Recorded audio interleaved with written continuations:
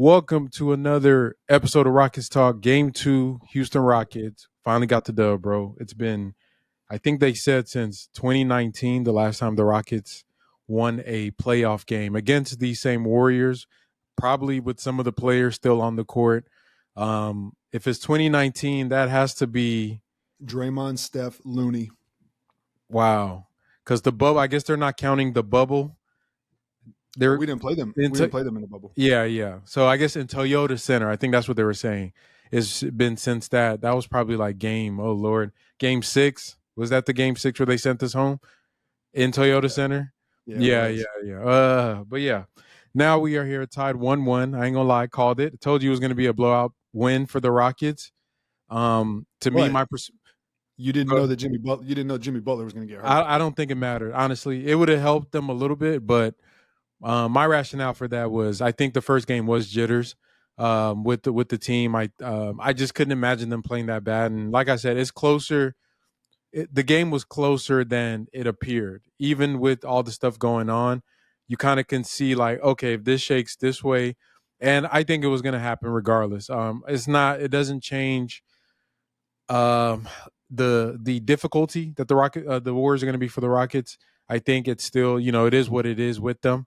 The big test is going to be going up to Oracle or whatever their new stadium is called, their new arena is called. That is going to be an intense atmosphere. But I'm glad that we were able to shake back. Jaylen Green, 38 points, 6 rebounds, 4 assists. Alp with damn near 2020 game. So many things to unpack. So we can start off there. Just what was your thoughts from the game? Yeah, I mean, it was an awesome game, awesome win, wire to wire blowout victory for the Rockets. Jalen Green was dominant, man. I tweeted this. The game that we saw tonight, that is literally the reason they drafted him with the number 2 overall pick. They drafted him based on his offensive upside to be a star player, a star wing that they could build around.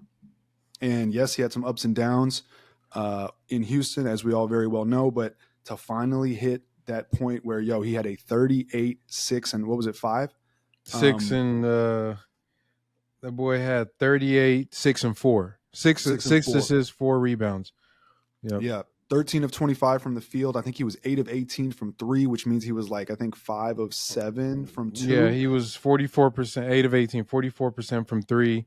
I mean, 5 of 7 from 2. Just 69% true shooting, just went off. He had 4 assists in the first quarter. So he set the tone with his playmaking. He was getting into the paint. He had that drop off to Amen when Amen cut baseline, first bucket of the game. He had a couple kickouts. He was just really orchestrating offense, and he was doing it in rhythm. He was doing it with his athleticism. He was snaking, crossing back, getting into the teeth of the defense, pulling it back, just doing what creators and playmakers do. And then he turned it on. His shot was on. Sengun did a good job of finding him a couple times. Sengun also did a really good job of directing traffic. He knew Jalen had the hot hand. Yeah, he kept trying to find Jalen, right? And that's important. He had that one, I think it was at some point in the third quarter. I think it was the first bucket of the third quarter, actually, right out of halftime. Sengun had the ball on the perimeter elbow, and he skipped it all the way over to Jalen in the corner, and Jalen hit a 3. And that's how they started the half. He was just looking for him all night. Perfect Robin to Jalen's Batman tonight. But man, it is Jaylen Green. There's not much else to say. I mean, there is. We'll get into it, but that was a landmark game for him. And kind of like I said in the last pod, he had the moment of, I belong, right? And that's important for confidence building. Yeah, I mean, I think it's super important. A lot of the stuff that he did in this game was stuff that he wasn't doing in the previous game, which, as you pointed out, to me, he ended off the year before they shut down the team. His playmaking was at a different level for his relative to his career. And one of the things that made the team really dangerous was his ability to not only score off the pick and roll, but because remember, we were talking about one of the things Udoka could have done, get him downhill, get him in movement where he can attack downhill with speed and then collapse the defense and kick out. And the Warriors were literally begging for this to happen, because they just pack the paint. They sell out, try to stop the drives at the rim. And I'm sure that Udoka and Amen and Jalen and Fred watched film on that, and it looked like they had intentionality in the way that he was going to attack. and keep attacking to the point where, we outshot the Warriors from three in this game. And this, that's, I think, let me see. I think they were 17 of 43 and we were Let's like 15 see. of something. Okay, 37%. 37. I must have read that wrong. But for us, 37% is, I mean, that's above league average. I think league average is like 36%. For the Rockets, that's a good shooting game. I think a lot of it. And you notice another thing that I pointed out from the last video, I think we talked about this, is Fred VanVleet was taking off ball in this game. And he was kind of reserved to as a passive facilitator rather than an aggressive shot hunter who led the team in field goal attempts from the first game. And I think putting the ball in Jalen's hand, getting him in pick and roll with Sengun is really all we've asked for. I mean, I think that's the Rockets' the best set they have is that, because it has the most potential. And then from there, everything else, you get the men cuts, the kickouts to Dylan and Jabari and Fred. And I just think that they had just more intentionality what they were doing. Ime talked about the spacing. The spacing was a lot better today. There was a lot more movement. And man, their defense is legit, bro. Like I really don't understand, because you look at them, they don't look like they should have such an elite defense, but it just, their parts just fit so perfectly. And honestly, it's crazy. And Alper Şengün, his defense on Steph Curry, this literally, for me, in my opinion, probably the toughest matchup for our team to face, just stylistically. Not only because of the cuts, and you see we got burned a couple of times on there when they're running their pinch post stuff or their DHO stuff, and you got guys setting off ball screens and slipping and cutting. I mean, we guard. I mean, it's impressive. I'm not going to lie. Like, the defense has been just crazy to see. Yeah, I mean, in 2 games, they've held the Warriors to 95 and 94. And I think in the regular season game where they won, in the last time they played in the regular season, I think the Rockets held them to 96. You know how hard that is? That's crazy. I mean, and Steph almost had a triple-double. I think he had like 19, 9, and 5 or something. Another one of my favorite actions the Rockets run is the Sengun and Thompson pick and roll that they ended with when Sengun hit that little alley-oop. Alley-oop to him, yeah. Yeah, because if you catch a defense sleeping, then when a man rolls to the basket, it's a dunk every time. But look, the Rockets kept pace with the Warriors from 3, 15 of 40, Warriors 17 of 43, and then they bullied them in the paint, 46 to 28. So they lost the 3-point line by 6 points. They won the paint by 18 points. All right, the net of that 18 minus 6 is 12. And then the Rockets won the free throw line, I think, by 5 free throws. The Rockets were 16 of 20 from the free throw line, and the Warriors, I think, were 11 of like 15 or something. So they won the free throw line by 5 points. So you add 5 to 12, that's 17. They won the game by 15. That's pretty much where the game was decided, right? More or less.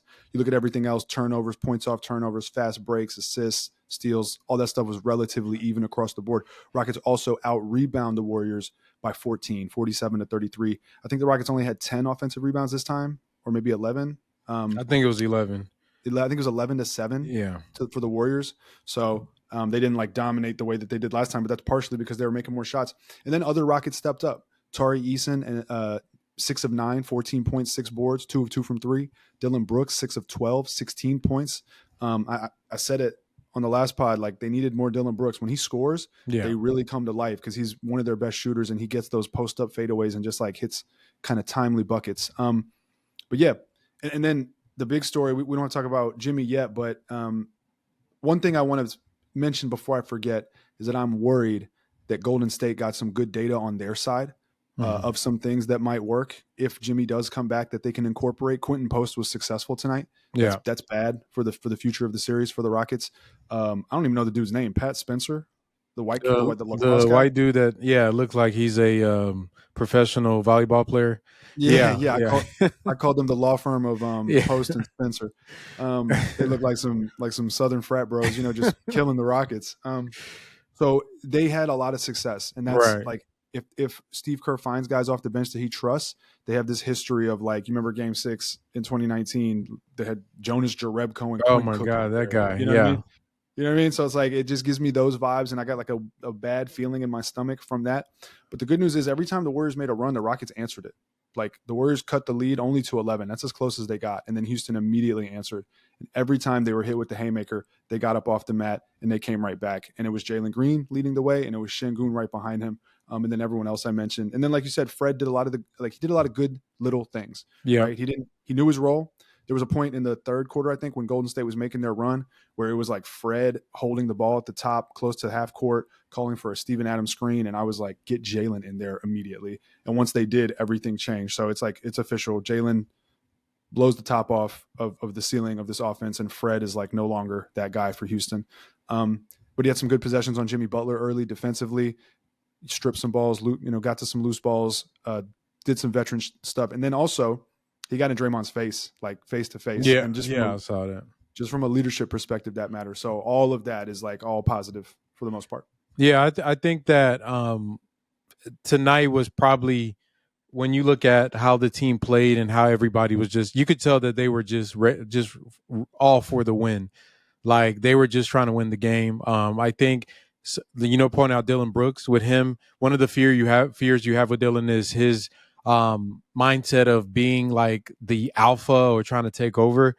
I haven't seen any indication that that's going to be an issue for him at any point. Even as we struggled in the last game to score, he never really just went crazy with a bunch of shots and crazy shots like that. I think that's great. So Ime is able to get the best out of Dylan defensively, him being tough without all the negative stuff, and his shooting is sustaining. I think watching this game for me, it did validate something that I thought. I honestly think that I don't think the Warriors have too much more. I mean, Jimmy, I think what Jimmy brings is that he is a mismatch for our backcourt. So the way they generate or skew our defense with him is by trying to post up Fred and trying to post up Jalen if he can get into those sets, and then you have to help, and et cetera, et cetera. Aside from that, I'm really not sure what else the Warriors can do that we haven't seen, because, one of the rare teams that we've played, this will be the sixth or seventh time we've played them this year. And I think at this point, it really is going to come down to the guys, the players that are going to make the plays. Next game, it's going to look totally different. I think the atmosphere at the Warriors home court is going to be a factor for our young players. But if Jalen is comfortable, if he is in a state where the game is natural to him, even though I'm not saying he's going to drop 38, he doesn't need to drop 38. If Jalen just had efficient 15 points against the Warriors in game one, we probably have a much better chance of winning rather than what he did. So if he is actually mentally has broken that barrier, it does change my view on the series. I'm not even trying to overreact. But I think all of it is set on this series going 6. If we go to game 7, I don't think the Rockets can win a game 7. That's just me. I think if we have a chance to do anything, it has to go to 6. So that means they got to go up to San Francisco and get one. How does that look? I'm not sure. Like you said, these playoff games, I'm old enough to know the first 2 games is usually weird. And then it gets into this nasty, mucky groove where it's like, all right, bro, this is going to be nasty playoff basketball. Every possession is going to be a fight, and it's just whoever can just outlast each other can do it. But I don't know, man. Some of the lures is wearing off the Warriors for me, because I look at their team; they just don't have the guys, man. You look at Pods and Kuminga. It's not even that they're not talented. They're just not at that level of IQ to really elevate what Golden State wants to do. And then I think if we had a chance to really beat them, it'll come down to not the first 3 or 4 players on each team, but it comes down to the fact that we can't throw Steven Adams, Matari Eason. You get Jabari coming in. And then you start comparing that to the law firm guys you're talking about. And I think they start losing those minutes as it accumulates over the series. But I mean, well, it was just great to see us just have a regular good game that didn't look like we were on crack the night before and had a crack party in the hotel and just showed up and tried to play a basketball game. I will push back a little bit. So if you remember last time we talked about how the Rockets have their top 8, and that's what it is. Yeah. They're going to play Fred and Jalen. Let's see what happened tonight. Jalen only played 35 minutes. They played Fred 42, Sengun 37. But Fred is for sure going to play 40-something minutes tonight. And then from there, there's most of their starters are going to play 35 plus minutes, 30, maybe not 35, 30-something minutes, whatever. And then their top 3 guys off the bench are going to get close to 20 minutes. Tonight it was a little bit different because Amen Thompson and Dillon Brooks both had foul trouble, so they missed time, and we had to get guys in there earlier than usual. But Jabari Smith, Tari Eason, Steven Adams, Jabari Smith and Tari 24 minutes, Steven Adams 17 minutes, right? So still kind of the same formula. Tonight, though, the Warriors, if you remember, they run 4 of their starting 5, 35 plus minutes, basically the whole game. And then Moses Moody plays 20-something minutes, and they bring a few extra guys off the bench to supplement that. Tonight, they're missing 2 of their guys that play 35 plus minutes. So it's like, yeah, they don't have the guys, but they also are top heavy. So that's how they're built. So if Jimmy comes back and if Pods comes back, they'll still be top heavy. But if Jimmy's out, that's where it gets weird, But look, all of that aside, the Rockets dictated what they wanted to do, period. They were the physical team. Like, we brought it to them. I mean, every time it gets like nasty and dirty and all that, the Rockets are right there. You know who still hasn't shown up? Who's that? And I thought he would. I thought for sure he'd be a lock out of the young guys to show up. No, Buddy hasn't. You're right. But I'm talking about on the Rockets. Oh, on the Rockets. Who's that? Amen Thompson. Yeah, he's having a rough go. Yeah, it's been but you got to think, bro. This is Amen. He's an easy schemer. You can scheme him out easily, in my opinion. I mean, we know this though. No fan should be surprised that he's going to struggle in the playoffs. It's. I mean, I think everybody's been talking about this his entire career in the NBA, and these are the settings where, and this is why. I've always said, like, I know a lot of people, including the Rockets, put a premium on Amen Thompson. And I think that it's misapplied. I think he's probably one of the most important role players in the NBA, but Amen Thompson is not the best player on the Rockets. He is a supplemental player at this point in his career. There's certain types of skill sets you have to be the center point of a team's world, where you can then build off of that, and he's just not there. We could win games without Amen. I don't think we win many games without Jaylen Green. I don't think we win many games without Alp, and I don't think even for Fred VanVleet we win many games without him. Amen's game right now is defense, just guarding, playing hard defense, and being a all-around basketball player. But if you expect him to be like this on-ball dynamo that's going to get in the paint and dunk on people, that's not where he's at right now. But you see the flashes. I think he just impacts winning on so many levels, and plays it well off of everybody else. The next step for him, in my opinion, is even before the shot comes in, his dribbling needs to get a lot better, because he has the mind you can tell he has floor vision. He can see what he wants to do, but he gets himself in trouble because he picks up his dribble, jumps up in the air. He's trying to do a Euro or a move way out, and then he gets stuck if it gets guarded well, and then now he has to try to find a late pass. And I think just having a tighter handle would be better for him. Yeah, I mean, a smart team in the playoffs like the Warriors, like you say, they're just going to pack the paint and they're going to dare him to do something. So right now, he's relegated to off-ball, cutting, transition, right? Against a set defense, he's really not getting much unless it's like as a cutter or as like a secondary passer, which so far has been fine. But it really does show you Jaylen Green and Sengun are the ones running this, right? They are the ones creating. They combined for 13 assists tonight, 55 points and 13 assists. From those two dudes, the first 2 draftees of the Rockets rebuild, from summer league teammates now to doing this against Steph Curry and the Warriors in Game 2. Crazy. Honestly, is super cool to see. Man, and how about that double spin cycle from Sengun early? You remember that move? Was nasty. That was crazy. That was nasty. I don't think I've ever seen that. Just 2 spins. Yeah, I didn't. I was trying to figure how's that not a travel, but he somehow does it. His balance is crazy. I'm really impressed with him. I think that I don't know if y'all understand. Before you go on it, his defense has not been an issue once at all. So far. It's been positive. Been a talking point at all. No, not an issue. He's been a positive defender. We're better defensively when he's on the court, and you can tell Ime leans on him so much for that defense, because even when they try to go small, we're a worse defense when we try to go small. The best defensive rating we have is when he's on the court. I think this is such a big deal because you think about his entire skill set that he has, the arsenal of tools on offense, the passing, the rebounding now that's becoming a superpower for him.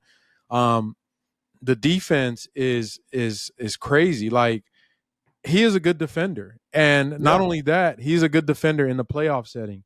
And it's funny because all these talks we had over the years were people trying to um, mark him as this.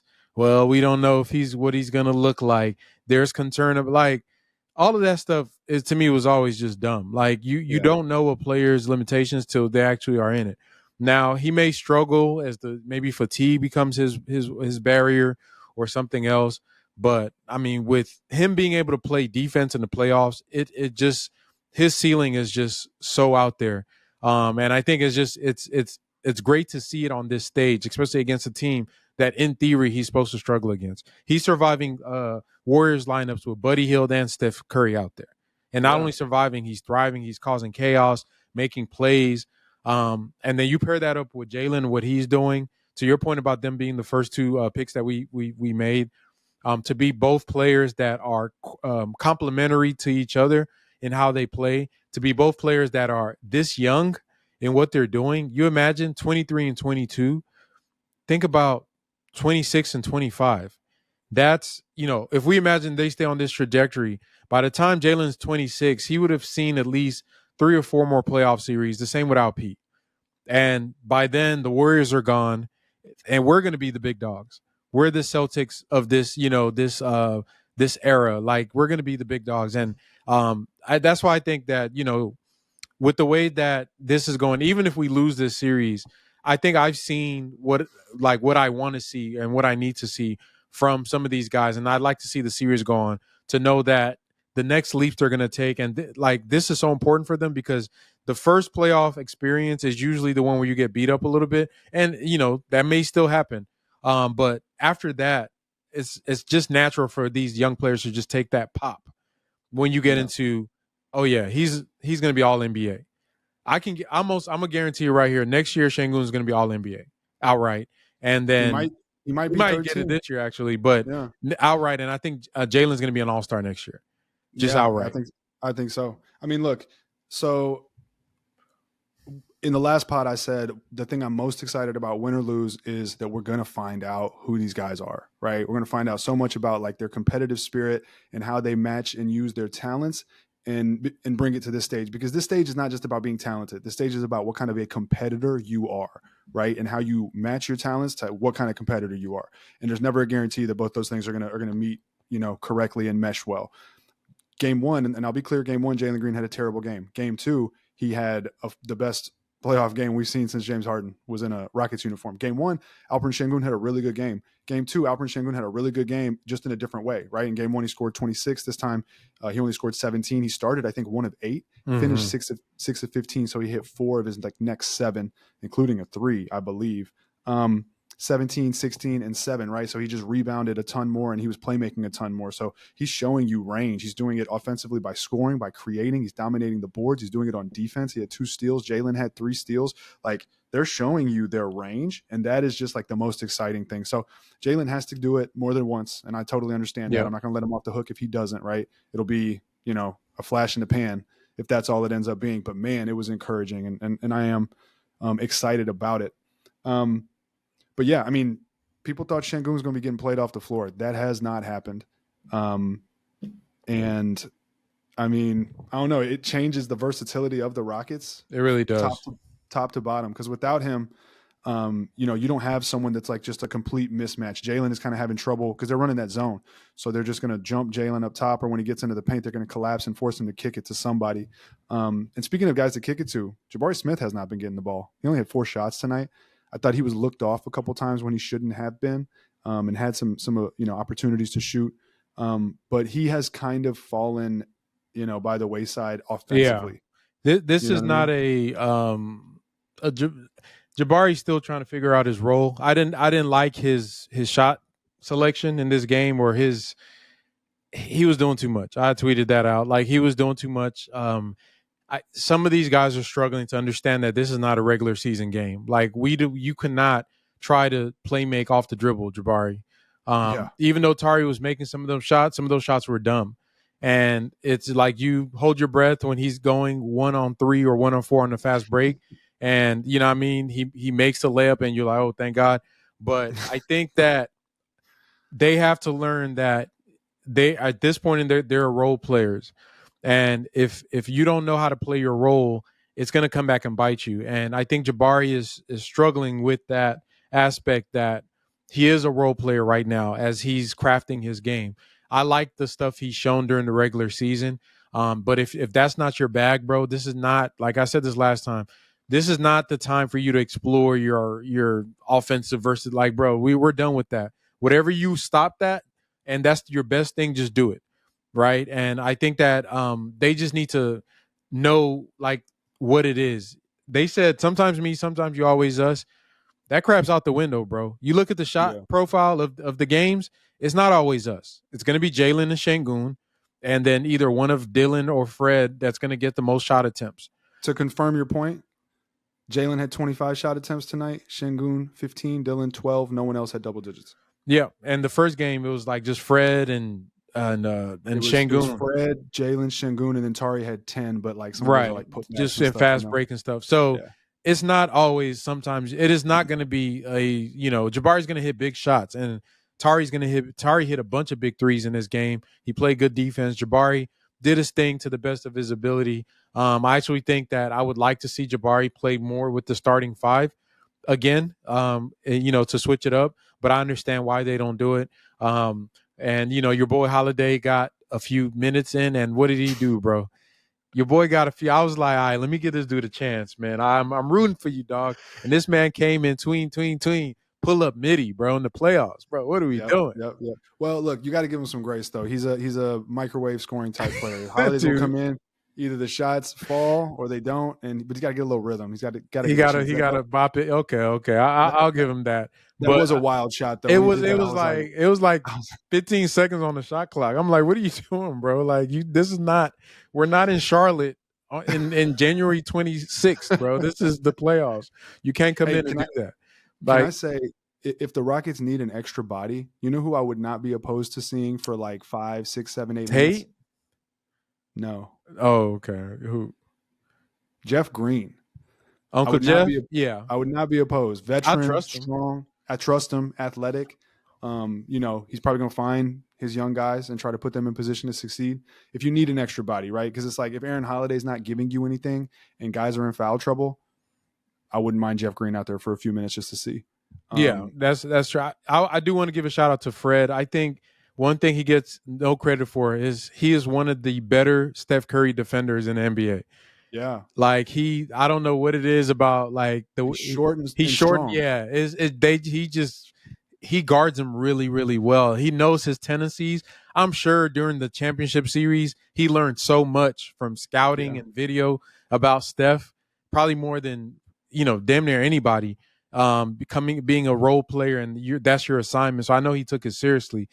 He guards him. I mean, off the screens, he's bothering him. He knows how to close out on them. He knows how to contest on them. He knows how to navigate the screens with him. I think that's such an underrated skill and a underrated tool that we have on our team that is allowing us to be able to play the way we play. They show the clips of him holding and grabbing, but he does it in such a way that you can't really tell. I mean, they are fouling the crap out of Steph. But that's really I think of him like, in football, they say you got to hit the quarterbacks, right? You remember the playoffs, the Broncos one where Tom Brady got sacked like a million times by, I think, Von Miller. I forgot what year it was. Von Miller was he might have been the MVP of the Super Bowl. It was a Super Bowl. No. Broncos and Patriots. Oh, AFC might have been AFC Championship then, or something like that. Okay, but it's like that deal. I think Tom was on top of the world, and you just got to hit him. You got to rough him up. They were in his grill every play. He was getting hit, even though he'll get the throw off. He was getting hit, and I think that approach to a finesse player like Steph works, bro. Like, they are in his grill. He's getting damn near tackled on some plays. To be fair, he had 29 and 5. He was 6 of 15, but like that's still. But it's that's tough. Good. It was tough. Yeah, it's like. And Jalen had those 2 plays where he ripped them and they ended up in the jump ball. Yeah, right? I saw them. Man, those are the types of plays that, like, I don't really recall seeing something like that in the Harden years Bro, I when we swear I played the thought the Warriors. same. Right? I was like, Doesn't this team have a mental edge that you just I know it's early. Like I'm not gonna disrespect the Chris. I think Chris Paul would fit well on this team. Let me say that. I think yeah. Trevor Ariza would fit well on this team. I think PJ Tucker would fit well on this team. I don't know about some of the other guys on that team because I've never seen. I think they respect us, bro.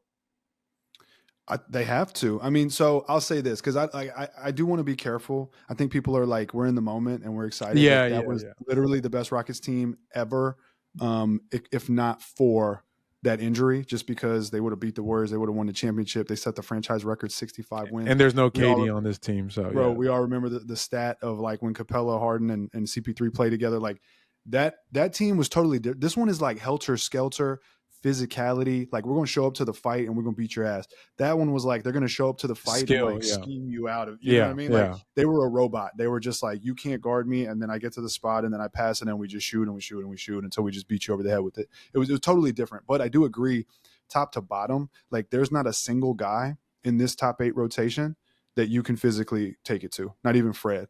Whereas those Rockets, maybe a guy like Capella, you could do that Yeah. too. Yeah. You know what I mean? Draymond could get in Capella's head.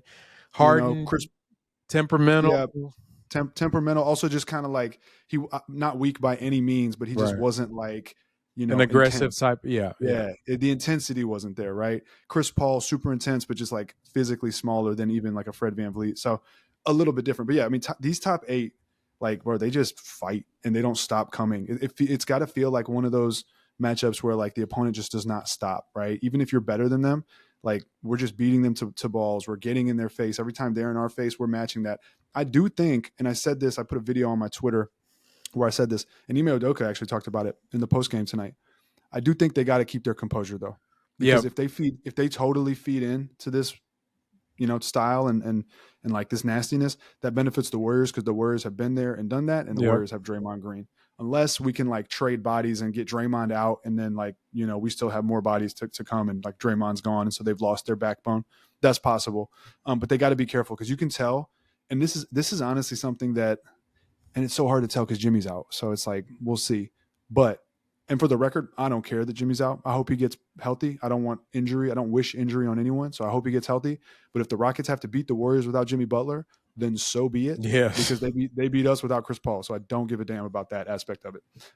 But Draymond mixing it up this way, when I'm watching it, I'm like, earlier in the game, I was like, it's almost a sign of weakness. Like he's either freaking out and he's like pulling every tactic out. Yeah. Which maybe that's an exaggeration, but he's going to the depths of his, the shenanigans in his bag to try and like really like this is more Draymond than I can even remember, even against the Harden years. He wasn't like this wacky and like, I think it's been all year though. I'm not gonna say it's because we're bringing it out. He's been. I don't know what's going on with him.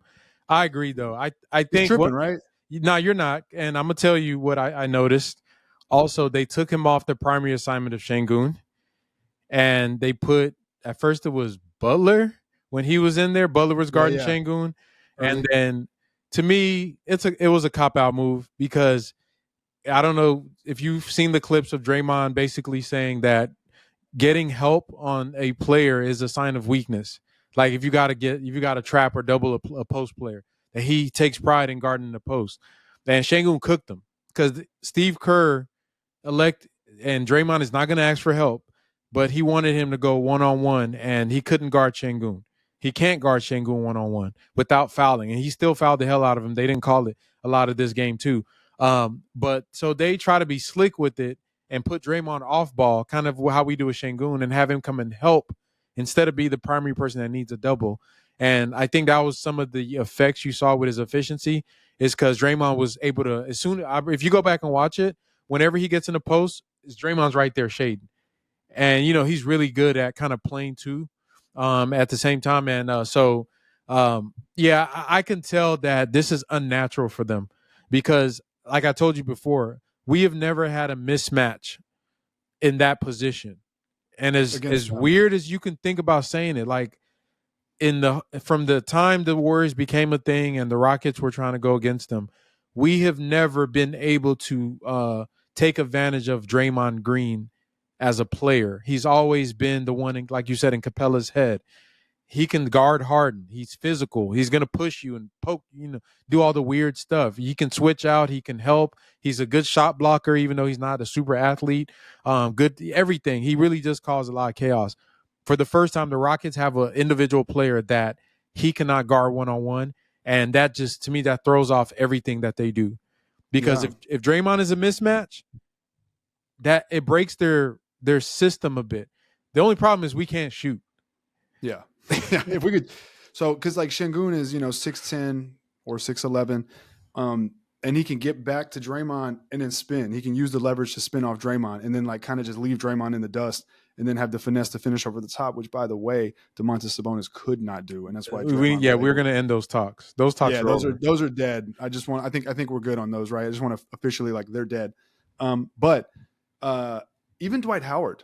Right? Like Dwight Howard was athletic and strong, but he couldn't just take Draymond one-on-one. He didn't have the moves or the finesse, right? He would finish over the top or just use brute strength to box him out. And I think they I can't remember, they had Bogut back then too, right? And they had Festus Ezeli, I think, as well. So it really kind of changed, it inverts things because our advantage was Harden from the perimeter, but Draymond was able to get away with his hand checks and his fouls and all that because they let him play more tough physical defense on Harden for whatever reason. But Sengun's back to the basket, close to the basket, one spin and a dribble, and he's at the rim, right? So it's just a totally different game.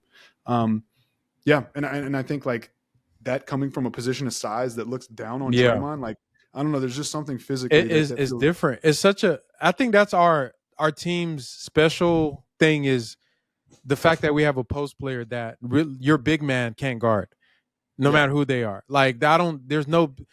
I don't care who it is. There's some players he'll struggle against, but when you're getting beat, because he used to be hunt Steph. Now we can hunt your interior and we can hunt your on the outside. It's really a high-low hunting, and in the current NBA, there's a few teams that have that personnel to be able to have the leverage on the inside and the outside. Because that's basketball, bro. If you can get the advantage on the inside, it opens up the outside. If you can get the advantage on the outside, it opens up the inside. So if you can get both, that's why I never understood the discussions about splitting Alpi and Sengun, right? And Jalen. Or Jalen. It's just common sense, a guard and a big. It was just, I hope that, and I know it won't, that these playoff performances on this stage, on TNT, in front of the world, going against the Warriors. And like I said, we can get our head beat in next game. I don't care. I just know that we got some dogs, but just seeing these kids play on this stage, I hope that it puts to bed a lot of some of the toxic and just dumb, break them up. It won't. I know it won't, but just some of it's this player's hurt. Okay, we're better without him. This player's hurt. We're better. Bro, we just got to let them. Do you remember how crazy, and we'll get back to basketball here in a second, but do you remember how crazy people were going, not this season, last season when Sengun got hurt and Jalen went off and everyone was like, oh man, we don't need Sengun. And it's don't you realize that when they're both doing what they're doing right now in these playoffs, that's when we look good. You know what I mean? That's when, and you look at Sengun, I'm going off the top of my head here, but I think he's averaging 21 and a half, 21 and a half points, I think 12 and a half boards, I think 4 dimes, and then Jalen, I don't even know after tonight, he's averaging 45, 22 and a half, however many assists, I don't know, 5 assists, something like that. But they're putting it together, If you remember last game, a stat I pointed out, and when I point these stats out, they're not, definitive or concrete, but they're just interesting kind of tidbits that give you some roadmaps and guides to how the game might have went. Last game, the Warriors had 4 guys with 3 assists or more, and I think the Rockets only had 2. And it kind of showed you how they were attacking from all angles, multiple playmakers. Rockets were really just kind of bottled up. Tonight, they had 2 guys with 3 or more assists, the Warriors, Steph with 9. The other one was Kevon Looney with 3 assists, which is, I don't even know where he got his assist from, probably kicking it to Quentin Post in the corner. But the Rockets had 4. Amen Thompson, 3 assists, Sengun, 7 assists, Jaylen Green, 6 assists. The Rockets had 3, those 3. So the Rockets had guys actually creating tonight, 6 and 7 from 2 guys plus 3. and it was all from their big three, right? So their big three played like their big three, and it showed. So, I mean, that's definitely, and the Steph having 9 assists to me is usually ominous sign for the Warriors, because that usually, like, they're forcing him to do a lot of stuff, drive a lot. He is one of the underrated part of his game is his passing. ability to finish in the paint, and like Oh yeah, get his mid range. I mean, he's a complete player. Like, I really do. And I'm, some Rockets fans cover years if you don't want to hear this. I really admire like Steph and like what he's built over the years as a basketball player. I admire the Warriors. I'm a big fan of that team, because they play basketball the right way. There is no reason a 6'2" guard that's them probably 190 pounds and a 6'7" whatever Draymond is should be a contender, and they're not a contender, but also a dynasty.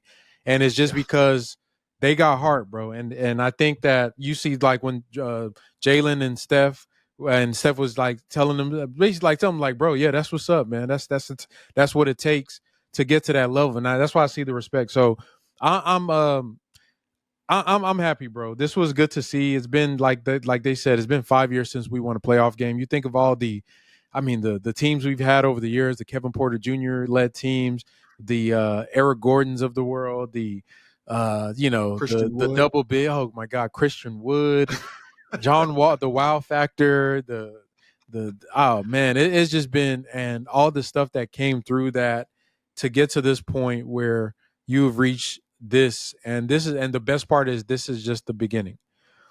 This is just the beginning. So let me put you on the spot. All right, game 3, we're going over to San Francisco. Now I think you said they would lose game 1, right? Or win? Did we No, I both said say win. win? We said win game 1. I said lose game 2. So I Okay, was wrong. so I'm 1 for 1 right now. You're 0 for 2, I think. Yes. Here's your chance, bro. Don't get swept. You're about to go down 3. If you go down 3, if you guys bet whatever Roosh calls for games 4, do the opposite, because that Well, here's the thing. So far, I've been wrong both times, so I don't want to be. I don't Oh, want to pick okay. the You want Rockets and be to? wrong. All Nah. right. What do you think? Game 3. Game 3. I think the Rockets go out and hit them in the mouth. To start the quarter or to beat the game? I think the Rockets go out and hit them in the mouth early, and I don't know what happens after that. Come on. I'm going to say, I'll say the Warriors. I'll say the Warriors defend themselves in game 3, but man, if Jimmy Butler is not playing, like that's when is game 3? I think game 3 is on Saturday? Friday. Is it? Saturday. Oh my God, the Warriors are getting Yes. so lucky with all this rest. That's the other thing, by the way, that we haven't talked about. Yeah. Um, The time has this is been. unusual. 2 days between each of the first 3 games. That is unusual. It's usually 1 game of rest, game, and then you travel, right? So, I mean, the break between games 2 and 3 is normal, but the break to have 2 different breaks of 2 days is not normal. So, but I think the Warriors. So look, if we look at tonight, one of the things that is kind of worrisome is that they hit a bunch of threes. I guess if we're keeping it real, if you take Steph's threes out of it, the team was 13 of 34. But also, if you keep it real, if you take Jalen Green's threes out of it, the Rockets were 7 of 22. So, but I am just a little uneasy inside at the fact that Quentin Post played 25 minutes and was so effective for Golden State. Mm-hmm. He was only -4 in a game they lost by 15. And the fact that adds another shooter it scares me a little bit. So, and Steve Kerr's a damn good coach. Yep. Say whatever you want about him, but that dude knows how to adjust from game to game. So we're going to find out about Ime. Oh, by the way, Oh, yes. Give him his Ime, flowers. give him his flowers, right? Yeah. Ime adjusted. The Rockets came out with a solid game plan. They were not going to let Steph beat them tonight. And Steph hit some crazy shots. I got to run one of those clips back. I think he went like full court and like behind the back and sent like Fred VanVleet on skis. I feel like it was an underrated, unless my eyes were deceiving me. I think Fred like slipped and just fell. And he just like, pulled up. God. Yeah, and he pulled up and hit the 3. Steph did. Now that one where Fred bumped him and he like was falling forward and hit it. That was crazy. Yeah, where Brian Anderson, the TNT guy, called a foul. He was like, and 1. And yeah. and he was like, that was never mind. It's crazy. Yeah, he's a crazy player. He's ridiculous. But I am worried about that. So I'll say the Warriors come out with some adjustments and win. Warriors go up 2-1. Yeah, I'm with you. I'm going to say 2-1 Warriors. Just because I know them. so intimately as a team. They're going to come out and whatever issues they have, they're going to fix it. You know how they are. I think they're one of these teams. If you play your best basketball, it's probably goes 6 or 7, and it's gonna go down to like the last minute. They're just that level of championship pedigree. I know y'all probably think I'm glazing them, but I've seen these dudes. I mean, come on, man. Anyone who says you're glazing them, I have you mean, been they watching just lose. Like basketball? we've seen this over and over. So I think, I think they go up 2-1, and then if that does happen, obviously we know what has to happen in Game 4, and I think that can happen. I think that once again, I'm going to throw out a big series prediction. I think that if we can win in 6, that we can win. If it goes 7, that is going to be it'll be compelling. Great, data and basketball to see the Rockets in a Game 7. I don't want to go to Game 7, even though we're home court, right? So We maybe are. Houston Game 7. Okay. One thing that's mandatory. If it's Game 7, I might have to pull up. One thing that's mandatory is they have to win one. Oh yeah, they in have San, to. They in San yeah, Francisco. they have to. Must. They So have to. That's a requirement. If they have to win one, and once they win one there, it's now you just have to win one at home. And if you can win one at home, then now we're talking about, okay, can you get it back home, or so it'll be interesting. I want you guys in the to leave in the comments and in the chat. What is your prediction for Game 3? And let me know what your record is right now for your the first 2 games. I'm 1-1. Roosh is 0-2. Let us know in the comments and in the chat who you got. Oh, also, we can't sleep on Podziemski. Didn't play 14 minutes for Podziemski. They say he was sick. Yeah, I guess he had. I don't know. He ate I don't something. know what he got. Ate some And Timmy also, Chans or something. we haven't talked about this real quick. So real quick. Do you think Jimmy Butler? How hurt do you think Jimmy? Butler he has what they said a hip contusion.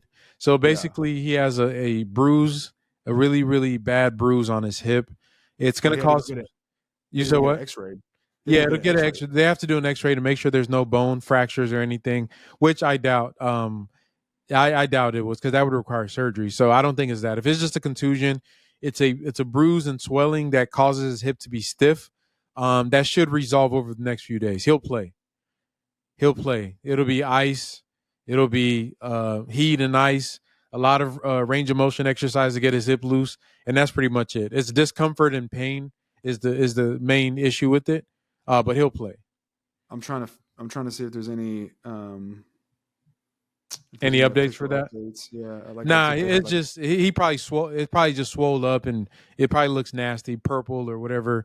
And it'll get stiff with fluid and blood and all that. But they'll work on it. He'll be ready. Initial X-rays were negative, no major. Yeah, it's not. I don't think it was a fracture. If he fractured his hip, they would have to cart him off. So Jimmy Butler plays? He plays, yeah. Especially with a Saturday. Yeah. It's Wednesday. He plays Game 3? Yeah, he'll play. Okay. They're going to shoot him up with Toradol or one of these pain medicine. And Blues style. Yeah, he's going to be good to go, bro. Good to go. Okay. But yeah, y'all let us know, man, who you got for Game 3. Appreciate y'all. Rockets go 1-1 against the Golden State Warriors. We did not take back home court advantage, but hopefully me and Roosh are wrong for Game 3. But y'all let us know. And if you are new to the channel, make sure you hit the subscribe button. If you like this video, hit the like button. Keep rocking the Chop Shop. We're going to keep dropping that.